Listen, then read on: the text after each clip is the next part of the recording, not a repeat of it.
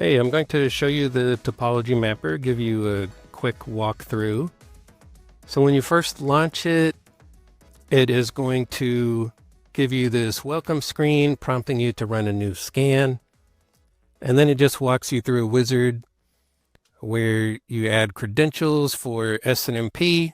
We can do version 1, 2C, or 3. And we really need SNMP to get good information. If we don't have SNMP read access, we will still see all of the devices, but we'll only see them as IP addresses. We won't know what kind of devices they are or how they're connected to each other.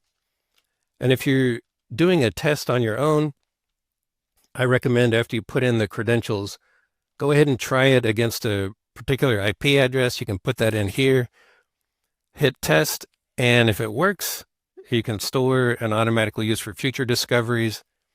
But testing it before you run the scan just could save you some time so it doesn't scan forever just to find out it didn't pick up anything.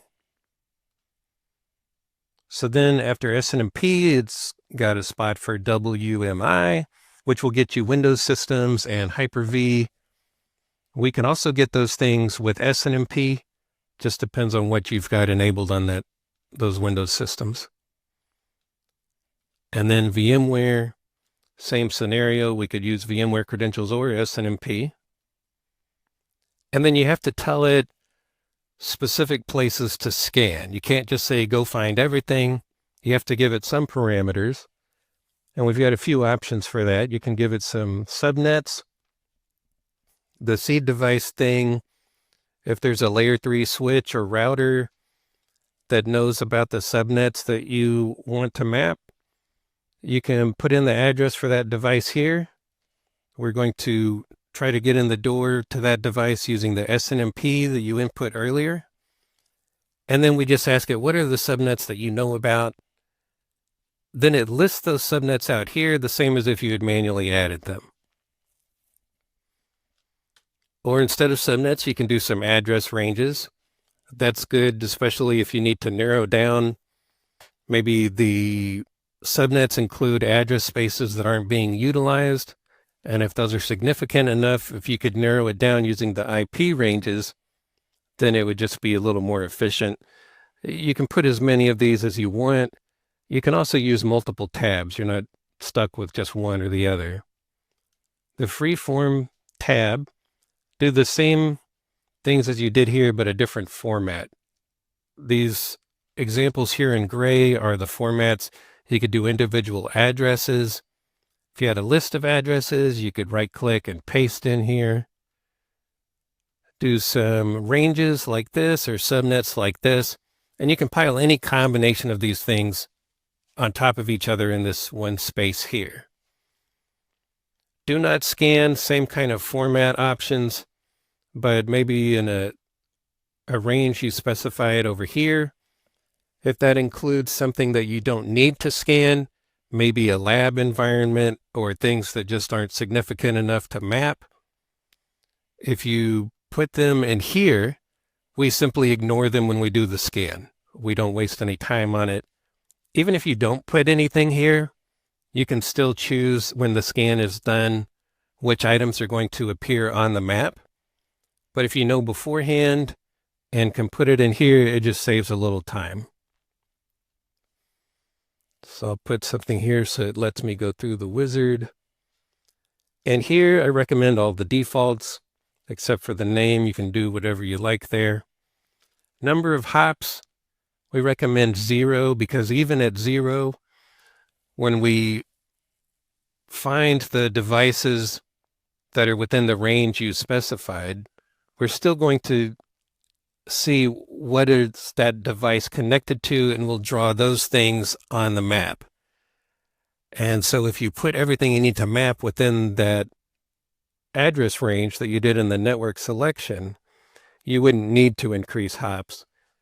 And if you do increase hops, it can make it take way longer, and it could make the map way larger than expected. You can get more and better info if you read this guy here. Ignore nodes that only respond to ICMP. I think you should leave this unchecked so you do see the ICMP nodes, because those could be important things that you need to figure out what are the credentials so we can read it with SNMP rather than just getting a response to a ping. Bridge table data. This is something that can calculate the existence of unmanaged switches. So an unmanaged switch doesn't have an IP address, so we can't ping it. We can't ask it what it is or what it's connected to. And whereas we usually rely on CDP and LLDP to tell us exactly what's connected to what, bridge table is data we can use to calculate for those unmanaged switches. If we can read SNMP on devices that are connected to the unmanaged switch, with bridge table we can calculate, we know something is there because these other devices are connected to it. We don't know what it is, but we'll go ahead and draw a node on the map, and we'll draw lines to show the connections to those SNMP devices, and we'll just label the node as unknown. And here you can run it one time, or you can schedule it. Most people who schedule it to run on a regular basis, they just do once a week because it could take a while to do the scan. And this isn't something that watches the network all the time. It only looks at the network when you manually tell it to run a scan, or at the scheduled time when you've scheduled a scan, and then nothing happens in between those times. So if you tell it to run once a week, you've got some options here. This first one, save the results, but do not add new nodes to my maps. So it's going to save the data automatically. Any new nodes that are found will be added to a list of inventory, but not drawn on the actual map space. And then you'll have the option to manually add the nodes it found to the map, but it just won't do it automatically. This one will automatically add new nodes to the map, and you'll just have one map that's always up to date. With this filter, maybe you don't actually want all different types of nodes added to the map. For example, maybe you've got some end users with workstations, maybe a laptop that gets plugged and unplugged all the time, and you don't need that popping on and off the map. You could come in here and say only these that I've selected should get automatically added to the map. The other stuff will still be added to the list of inventory, just not to the actual map space. And again, with this one, you'd still just have one map that's always up to date. But most people actually do this last one where you say, don't touch my existing maps. And what happens is each week you've got the same option for automatically adding the nodes, but each week it keeps the old map in one file, and then it creates a new file with the new additional information, and it appends the date to that new file name. So each week you'll have a dated file, and that way you could go back in history, go back 3 months, 3 years, and open an old file and see what the network looked like back then. And even though it's an old map, you can still look at different segments and rearrange into different formats and run different reports. And I'll show you that in a second. Then here, this is just a summary of what we've selected, and you click Discover and let it run. So then when it's done, by the way, here's the file that we're working with. So this one file has all the data for that one particular scan. And when you do it to run the recurring scan on a schedule, it creates a copy of this file each week and appends the date to it. And then you'd have all those different files, and you could choose which one to open based on what point in time you wanted to look at. So this one is from an old scan of one of our lab environments. And when the scan finishes from that wizard we walked through, it doesn't automatically draw everything on the map. It tries to keep it from being too cluttered, and it only draws switches and routers and then up to 100 nodes that are connected to those things. The other things will still be here in this list of inventory, just not drawn on the map unless you choose to put it on the map. So if we expand these columns, you can see some of them have a green check mark. If you click on it on the left here, you can see it will highlight the node on the map and take you over to where it is to help you find it. The ones without the green check mark just are not drawn on the map yet. Like this guy, we could drag it over and put it where we want. If we know the connection, we will draw it automatically. In this case, I just happen to know this isn't directly connected to these other guys here, but it is connected through another node that is in this list of inventory. If you hover over this guy, you can see near the bottom of that pop-up, it says Hidden Neighbors 3. That means that this node has 3 connections to devices that are in this inventory over here.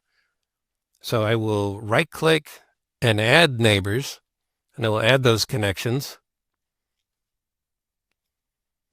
Look here, those only 2 connections. Let me see, maybe I'm not getting layer 3 because by default, we have that turned off. Okay, connection display options, layer 3. So there's that 3rd connection. And you can see on the map it's added, it's the gray lines that are the layer 3. There's a lot we weren't seeing until we turned that on as far as connections. So adding those neighbors backed us into the connection that, or ties us into the rest of the map. Likewise, if you weren't sure what part of the network you wanted to look at, you could pull over just one node rather, and tell it to add neighbors. Here, I'll do this. I'll copy this node here. Just right click and copy. I'll do new map.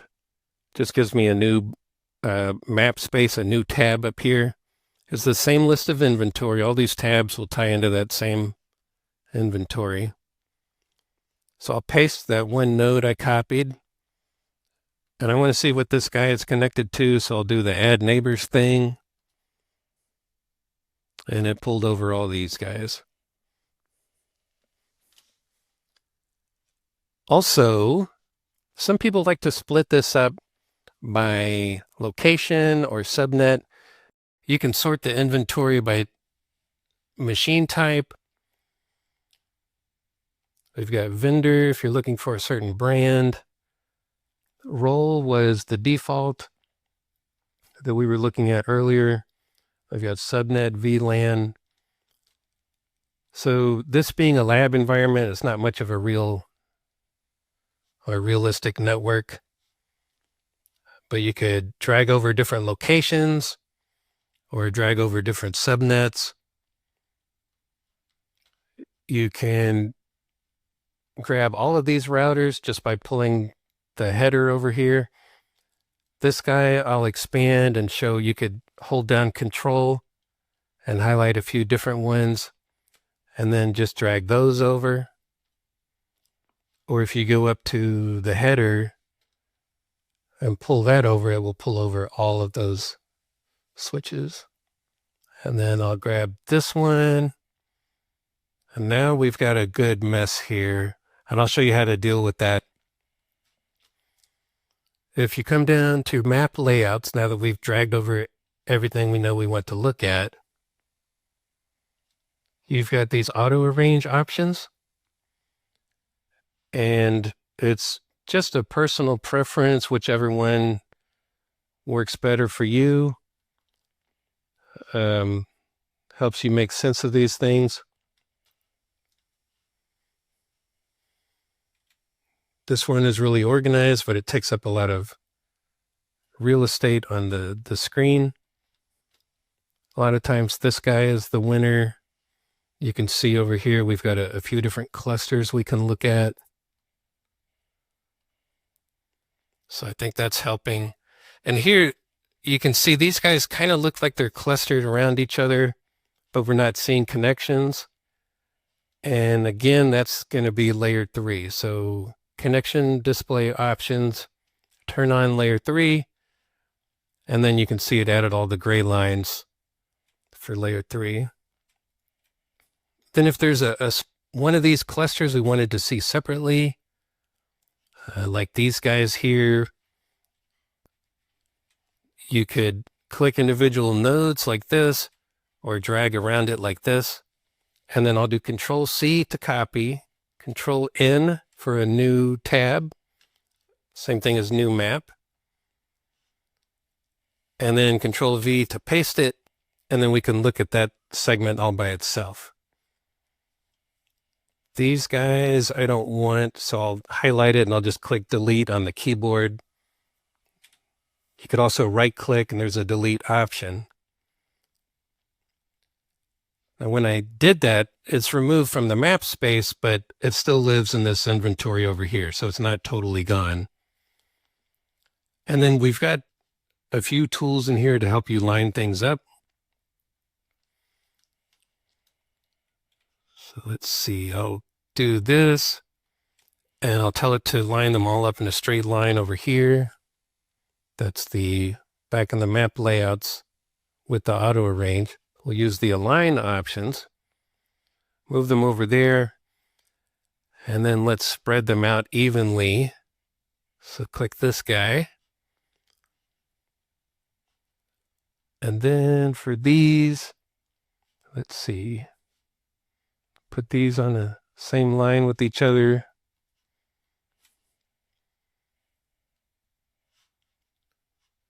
And then same thing here. And then here.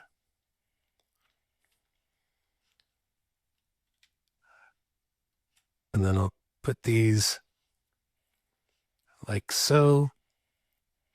And so it's still going to take some manual intervention to get things nice and pretty, but we have some tools to help you with that. And it's not an intuitive application, but I think it's easy to use once you see how to do it. The labels here, you could manually grab that and just drag it wherever you want. But we've also got an option, like I could highlight all of these guys and then right click, place text to the left of the node, place text to the right of the node. And the connections here, if you hover over the lines, it shows the port number if we've got it, or the interface name, the FAO 13. The 100 megabits per second, that's what it's rated for. It's not what it's actually achieving. It's not a measurement, it's just what the line is rated for, because again, it's not monitoring anything. And in addition to hovering over, we could have it display on the map in the overview. If we go back to connection display options, turn on the interface name, and now it adds the name on the line itself. You can see this thing that says unknown, that's for spanning tree. And you can see we've got a problem with unknown, just kind of overlapping things. So we've got a way to turn that off to where if it's unknown, it will still tell you when you hover over the connection. It just doesn't show it in the overview, so it's not cluttering things. Unfortunately, we don't have a menu item to turn that off, but there's a config file that's an easy thing to edit to where those don't pop up like that anymore. Then if you, let's see, when you hover over the node, you can see it pops up some additional info. Now, all of that info you could choose to have displayed here. That's in the node display options. You can check these other items and get all that stuff added. Also, if you right click on the node and do node properties, or if you double click on a node, it opens this panel over here with some more info. And we've got the port numbers that were in use. We've got some ARP cache, some VLAN data. And if you click on different nodes, it will show you the different info, just one at a time. But we've also got a spot where you can see a report of all that info together. So first I'll show inventory report. We can get pretty much everything except for serial numbers. So we've got the system name, we've got the model number, we've got the firmware that's on there, we've got the MAC addresses here, and by default, this is showing all 1800 devices that were in our lab, but there's an option, this map that we copied over, that's only 6 devices. We can say, just show us those 6 devices, and it narrows it down. Also, all of these fields are searchable. You could search for firmware, MAC addresses, the system name, any of these fields to narrow it down. Like I'll go back to the full report. Maybe you want to see, is there still any Windows 7 laying around? There you go. There's some certain addresses you want to look at. And then once you narrow that down, you can also rearrange these columns. You can sort. You can choose which columns to show. And then you can export that to CSV if you want to save that separately or share with somebody else. There's also known connections report. This doesn't show you every port that exists on the devices. It shows only the ones that were in use at the time of the scan. And the same thing where by default it shows all 1800 devices, but you can say, just show me what's on that map right now. And that's about it. If you have questions, please let me know, and I'll be happy to help.